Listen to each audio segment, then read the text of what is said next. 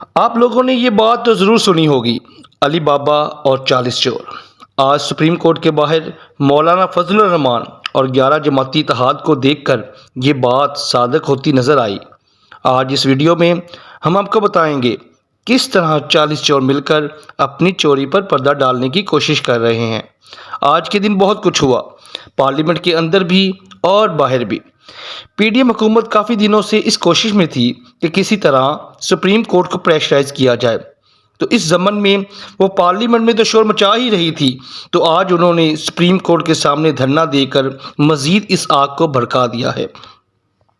ساتھ ساتھ پارلیمنٹ کے اندر تقاریر ہو رہی تھیں اور ججز کے خلاف ریفرنس لانے کی تحریک منظور کر لی گئی۔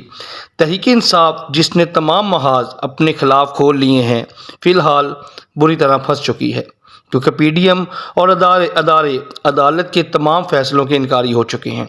ان کے سامنے اس وقت نہ آئین ہے، نہ ملک ہے، نہ ملک کا مفاد ہے۔ اگر مفاد ہے تو بس اپنی سیٹوں کا، اپنے اقتدار کا۔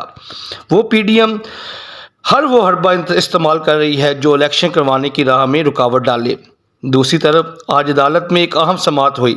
الیکشن کمیشن جو کہ اس وقت پی ڈی ایم کے ہاتھ کھلونا بن چکا ہے، اس نے سپریم کورٹ کے سامنے یہ کہا کہ الیکشن دینا سپریم کورٹ کا استحقاق نہیں ہے۔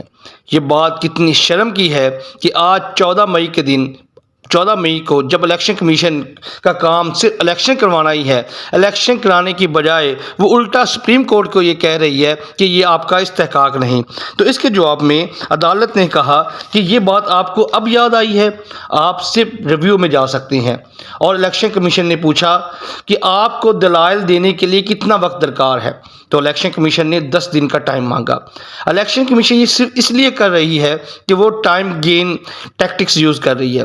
وہ بھی چاہتی ہے کہ اس وقت الیکشن نہ ہو، کیونکہ الیکشن کمیشن کو اس وقت فیڈرل حکومت کی پشت پناہی حاصل ہے۔ اس پر عدالت نے سماعت اگلے ہفتے تک کے لیے مؤخر کر دی۔